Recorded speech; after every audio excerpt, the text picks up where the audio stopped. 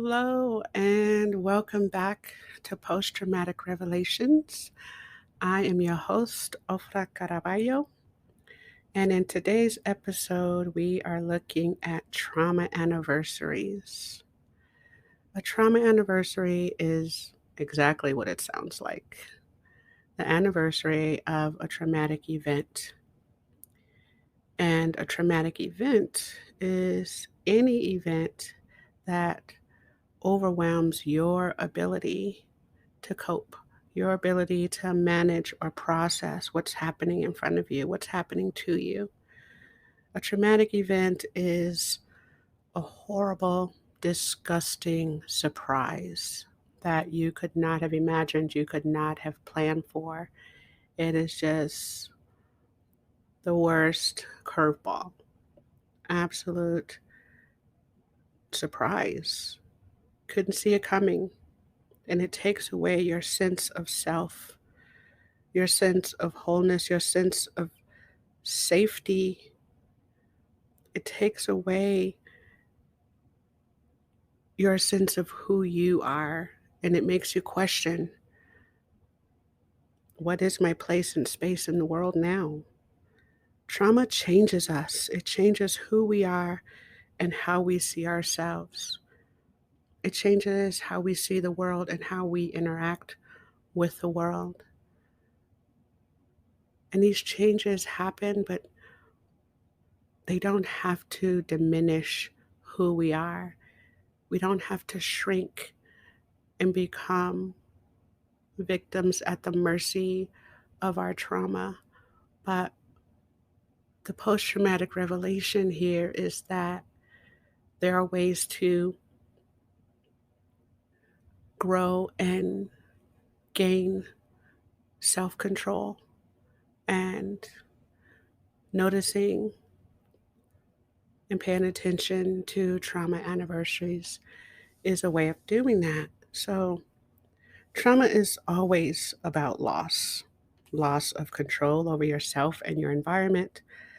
It's about the loss of something special, the loss of something precious, the loss of something important. Trauma means wound. And the more important the thing that was lost, the deeper the wound. Whether it's the loss of a grandparent, the loss of a loved one, the loss of a job, the loss of a house, the loss of a car. All of these different losses will leave some kind of hole. But depending on the importance placed on the thing that was lost, that's going to determine how deep that hole is, how wide that hole is. But trauma is always about loss. And so it leaves this hole and this feeling of emptiness, this empty space in your life. When and how things were lost can also affect how we behave, act, show up after a trauma. So, if we're losing a house because of a foreclosure, that's going to feel different than losing a house in a fire. Or if we lose our car because it was an earthquake or a tornado, or someone stole the car, or if we lose a loved one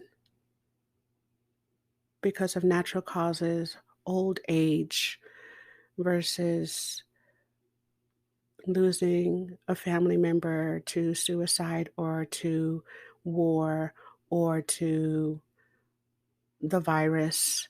So, when we lose someone, how we lose someone, where we lose someone, time and condition, the circumstances around the loss will also shape our attitudes, our mood, our behaviors. At the end of the day, loss is loss. But the how and the when and the who and the where, the meaning that we place on that loss will determine our behavior, whether we are judging ourselves, whether we're feeling guilty, whether we give ourselves permission to mourn, whether we give ourselves permission to commemorate, whether we give ourselves permission to make any kind of acknowledgments, any kind of ceremonies, right? When you lose someone matters. It leaves a mark, it leaves an imprint, right? Timing of loss is also part of the formula of circumstances and how a loss happened. So, all these different elements of trauma leaves a mark, right? Trauma leaves a mark. It leaves this stamp on us.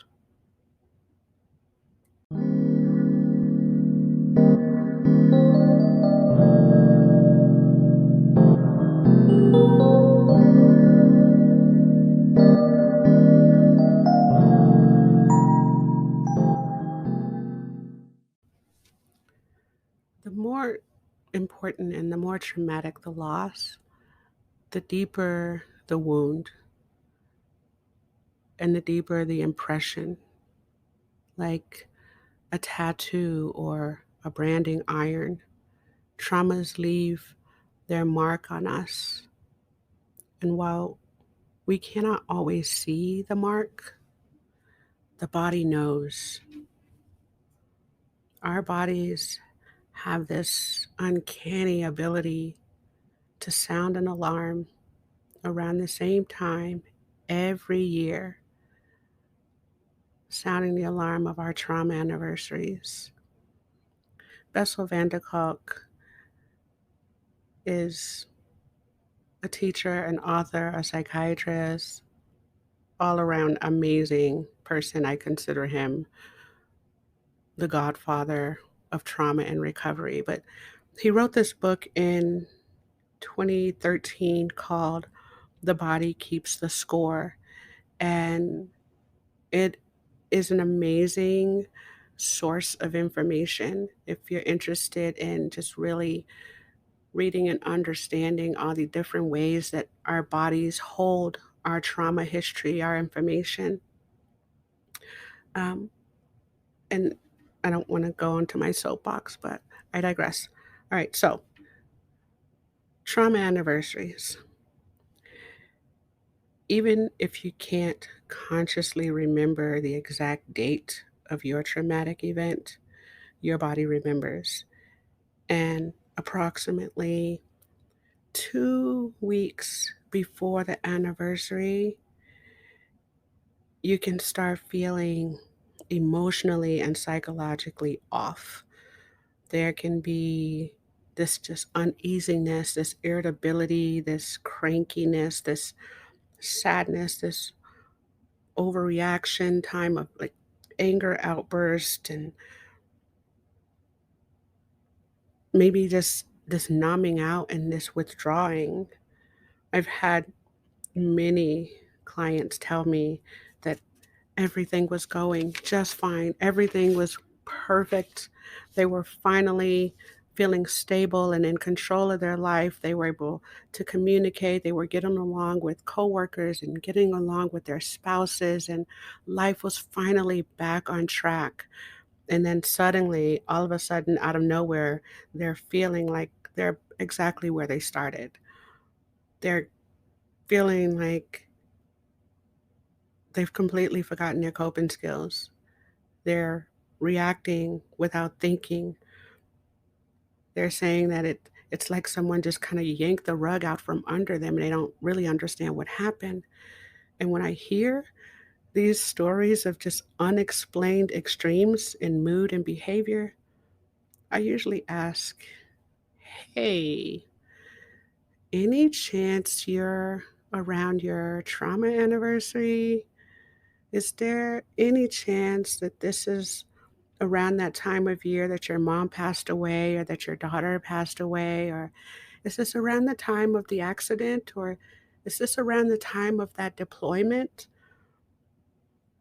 And sure enough, 9 times out of 10, I'll hear some version of, "Holy crap, I didn't even realize it was that time of year." Yeah, and they didn't even think about it was anniversary time. It's not a conscious thing, but the body remembers everything. The body remembers your first kiss. It remembers your worst kiss. It remembers your first date. Your body remembers, for better or for worse, every single thing you have ever been through is imprinted on your body. Cellular memory. And even though our cells rotate, trade out, die off, they pass on information to the incoming cells. And so we are a walking database of everything that we have ever gone through. And there is no delete button. There's no delete button. The body remembers everything. Every single experience you've ever had is imprinted on you, for better or for worse.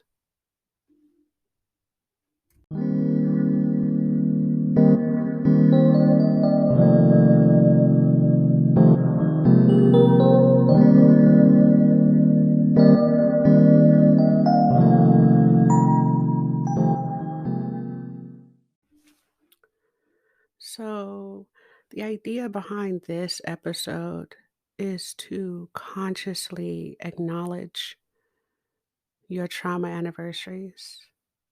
The body is going to remember anyway. And if you don't get ahead of it, if you don't get ahead of unresolved trauma, it can disrupt your life, your work, your relationships. So, this is not a new idea.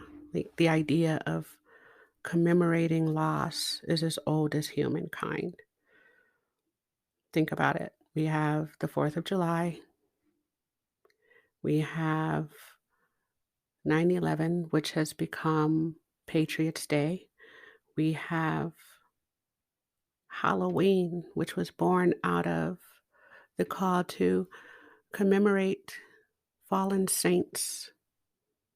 We have a more recently established Juneteenth to commemorate the traumas of slavery. We have President's Day. We have Martin Luther King's Day. And these are all conscious acknowledgments of significant loss, conscious acknowledgments of traumas that have been survived and need to be commemorated, right? And so our personal traumas, our personal losses are no less important. So I want you to think about the nation of you, the kingdom of you.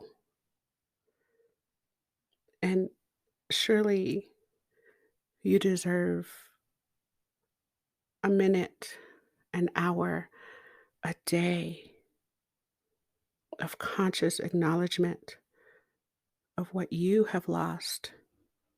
As a nation, we have given and received permission to close banks, stay home from work, to commemorate, to honor what was lost, to celebrate what we have survived.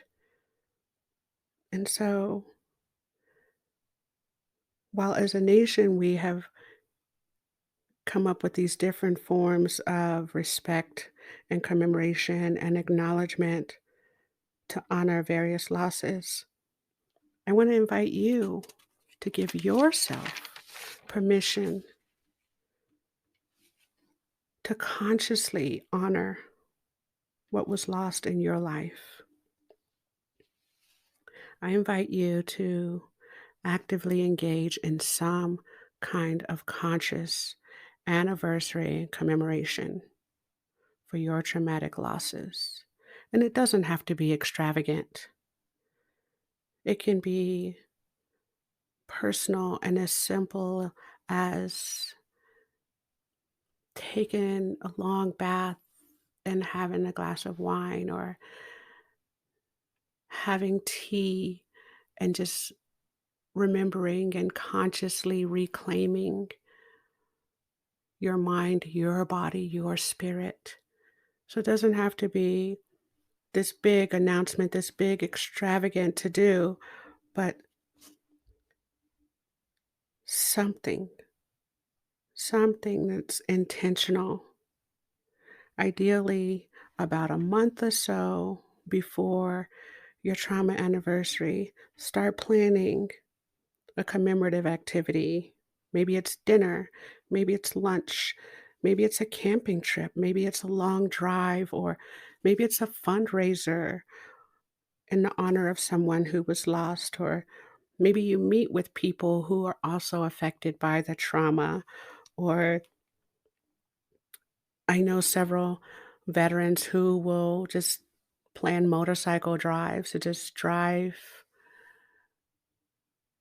in commemoration in the memory of a lost comrade or have a beer in their honor. So it doesn't have to be huge, but that there is a conscious acknowledgement, that you're giving conscious attention to the trauma, whether that's going to a cemetery or planning a party or planning a dinner, or it doesn't anything, whatever the trauma means to you, do something around the anniversary time to kind of reclaim yourself, your sense of self, your sense of honor and respect. Something that tells your body, hey, I remember what happened. I remember that crappy thing. I remember that horrific thing, and I'm no longer in danger. I remember the terrible, horrible surprise, and I'm no longer helpless. I'm no longer powerless. So, a trauma anniversary commemoration activity is a conscious reclaiming of your personal power, a conscious reclaiming of that time and space, right? It is a conscious reclaiming of the moment, reclaiming of your personal power. A trauma anniversary is a period of time that comes around every single year, and you can actively, consciously engage in this time or be disrupted by it or be derailed by it.